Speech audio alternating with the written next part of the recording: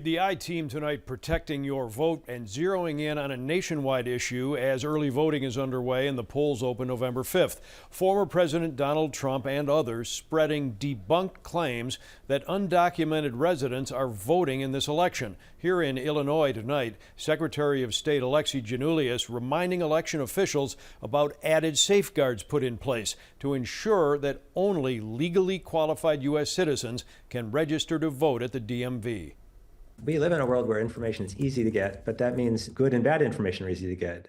Factually correct things, but also factually incorrect claims that are more sensational, more attention-getting. That happened during last month's presidential debate hosted by ABC. Mr. Trump making a baseless claim that Democrats are asking migrants who recently arrived to vote for them in the November election. Anybody who's saying this is the election is being rigged by concerted conspiracy to get a lot of non-citizens voting, the onus is on them to provide a lot of evidence. And I think there are more safeguards than there were in the past, and it's just very unlikely to be a big factor. As part of a new law that aims to improve road safety and reduce discrimination, officials in the Secretary of State's office say they also implemented additional safeguards to ensure only eligible U.S. citizens can register to vote at the DMV.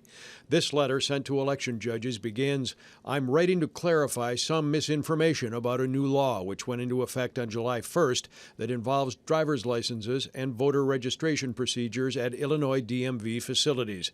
The letter lays out expanded procedures, including several verification checks to ensure non-U.S. citizens cannot apply to vote. University of Illinois political science professor and election expert Brian Gaines tonight says it's up to individuals to do their own fact-checking. I think it's putting the onus on the consumer, but you've got to pay attention to is what kind of evidence is being advanced. This sounds plausible to me, but I don't see actually this person saying this providing any real proof that this is happening. I think everybody should be reading everything with a somewhat skeptical eye.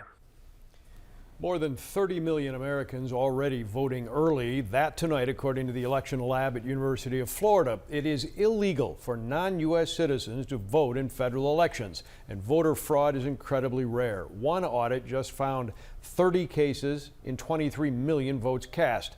Election authorities say spreading misleading claims can undermine confidence in elections, and some worry that could lay the groundwork for ex-President Trump potentially contesting next month's election if he loses. The key here, it's less than 2 weeks away.